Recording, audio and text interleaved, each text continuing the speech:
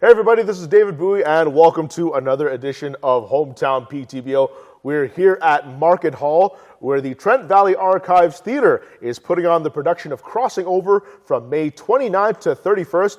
And here I have with me the newly named director of that production. It's Drew Mills. And Drew, friend, great to see you again. Yeah, it's great to see you too, David, for sure. Absolutely it is, of course.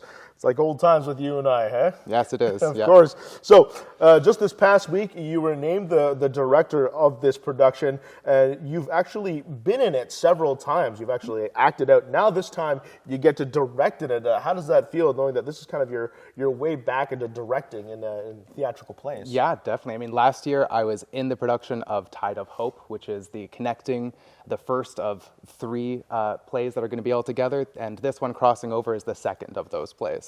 So this the story here really tells the tale of Peter Robinson, who is a very powerful figure in Peterborough history of getting the Irish settlers to come here to Peterborough. A very important piece. What can you tell me more about this production happening here in May? Definitely. Well, the first production that had Peter Robinson mostly in it, as he was getting the Irish settlers to want to even come to Upper Canada in the first place. This production has Peter Robinson's settlers now on the ships who are traveling over to Upper Canada. They're on British ships now, so of course they're not very happy about that because the Irish don't like the British. So Peter Robinson isn't in this one as much because he wasn't on the ship that we are specifically looking at, but his vision of him, or a hallucination of him, is. So the character is still in the show. It is going to be quite interesting to include him even though he wasn't actually there. Yeah, so I got to see that the first play that you did back a couple months ago. So retelling that story now and kind of continuing on, what is that significance of Peter Robinson being able to bring all these settlers over to Upper Canada? Well, a lot of the British wanted to send Irish settlers over who were not exactly the best of people. They wanted to empty out their prisons. They wanted to get rid of their poor people, anyone that couldn't afford to live there anymore. So the goal of Peter Robinson was to get people who could actually help settle Upper Canada. And the character that I played, David Nagel, was trying to escape from some pretty poor conditions, namely that he was working for the British and his neighbors did not like that. So he happened to be a farmer that was one of the few good people who could actually do something in Upper Canada. So we actually have a lot of people in Peterborough that are related to these characters. Which is why we, the Irish community here is quite large in Peterborough. And they celebrate it quite heavily here, especially on St. Patrick's Day. They do. But this is a kind of a significant moment for you as you're getting a directing role here. As you've been involved with theater practically for your entire life, a good chunk of time. But you suffered several brain injuries, a while ago, and this is kind of like your return to directing there. Can you tell me a little bit more about what you unfortunately suffered several years ago? Yeah, of course. Well, I started acting when I was 12, and first show that I directed when I was 15, and I've been in or directed a show every year since, pretty much. And up till 2018, where I co-directed Shrek the Musical. I actually don't remember that because I had a brain tumor that was preventing the fluid from draining out of my skull, and it was crushing my brain. So what that means is that I don't remember any of that experience, maybe up to 6 to 8 months prior to my actual surgery.